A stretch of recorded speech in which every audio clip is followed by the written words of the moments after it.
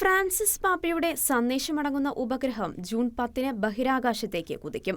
വത്തിക്കാന്റെ ആശയവിനിമയത്തിനായുള്ള ഡിക്കാസ്ട്രിയും Italian space ഏജൻസിയും സംയുക്തമായി നേതൃത്വം നൽകിയ പ്രത്യാശയുടെ കാവൽക്കാരൻ എന്നർത്ഥം വരുന്ന സ്പേസ് സാറ്റൽസ് ഉപഗ്രഹമാണ് പാപ്പയുടെ സന്ദേശം വഹിച്ചുകൊണ്ട് യാത്രയാകുന്നത്. 2020 മാർച്ച് 27 രാത്രിയിൽ ഫ്രാൻസിസ് പാപ്പ റോമാ നഗരത്തിനും ലോകത്തിനും എന്നർത്ഥം വരുന്ന ഉർബി എത് ഓർബിസ് സന്ദേശം ലോകശ്രദ്ധ ആകർഷിച്ച ഒന്നായിരുന്നു. കോവിഡ് മഹാമാരി അതിരൂക്ഷമായ സാഹചര്യത്തിൽ ലോകമെങ്ങും ലോക്ഡൌണും നിയന്ത്രണങ്ങളും വ്യാപിപ്പിച്ച സന്ദർഭത്തിൽ പാപ്പ ഒറ്റയ്ക്ക് വത്തിക്കാൻ ചത്തുരത്തിലൂടെ നടന്നു നീങ്ങുന്ന ദൃശ്യം ഏറെ ശ്രദ്ധേയമായിരുന്നു.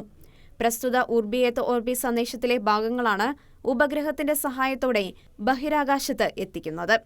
കർത്താവെ, അങ്ങ് ഞങ്ങളുടെ ലോകത്തെ അനുഗ്രഹിക്കണമേ. ഞങ്ങളുടെ ശരീരത്തിന് ആരോഗ്യവും ഹൃദയങ്ങൾക്ക് ആശ്വാസവും നൽകണമേ. ഞങ്ങളോട് ഭയപ്പെടരുതെന്ന് നീ പറഞ്ഞിട്ടുണ്ട്. എങ്കിലും ഞങ്ങളുടെ വിശ്വാസം ദുർബലവും ഞങ്ങൾ ഭയചകിതരുമാണ്. എന്നിരുന്നാലും കർത്താവെ, നീ ഞങ്ങളെ കൊടുങ്കാറ്റിന് വിടരുതേ എന്ന പാപ്പയുടെ വാക്കുകളാണ് 2 മില്ലിമീറ്റർ നീളവും 0.2 മില്ലിമീറ്റർ വീതിയുമുള്ള സിലിക്കോൺ പ്ലേറ്റിൽ തയ്യാറാക്കി നാനോ പുസ്തക രൂപത്തിൽ ബഹിരാകാശത്തേക്ക് അയക്കുന്നത്. ഇറ്റാലിയൻ സ്പേസ് ഏജൻസിയുടെ മേൽനോട്ടത്തിൽ ഇറ്റലിയിലെ ടൂറിനിലെ പോളിടെക്നിക് സർവകലാശാലയാണ് ഈ നാനോ ബുക്ക് നിർമ്മിച്ചിരിക്കുന്നത്. പാപ്പയുടെ സന്ദേശമുള്ള സ്പേസ് സാറ്റൽസ് ഉപഗ്രഹം അമേരിക്കയുടെ ഫാൽക്കൺ 9 റോക്കറ്റ് 2023 ജൂൺ 10-ന് കാലിഫോർണിയയിലെ വാൻഡൻബർഗിലെ വിക്ഷേപണ കേന്ദ്രത്തിൽ നിന്നും ബഹിരാകാശത്തേക്ക് കുതിക്കും.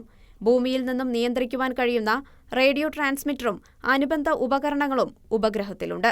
പാപ്പയുടെ പ്രത്യാശയുടെ വാക്കുകൾ കൂടുതൽ ആളുകളിലേക്ക് എത്തിക്കുവാൻ ഇടയാകുന്നതിനു വേണ്ടിയാണ് ഇങ്ങനെയൊരു സംരംഭം വത്തിക്കാന്റെ ആശയവിനിമയത്തിനായുള്ള ഡിക്കാസ്ട്രി മുൻകൈയെടുത്ത് നടത്തിയിരിക്കുന്നത്.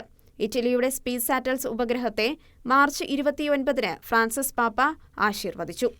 International desk, Shekinah news.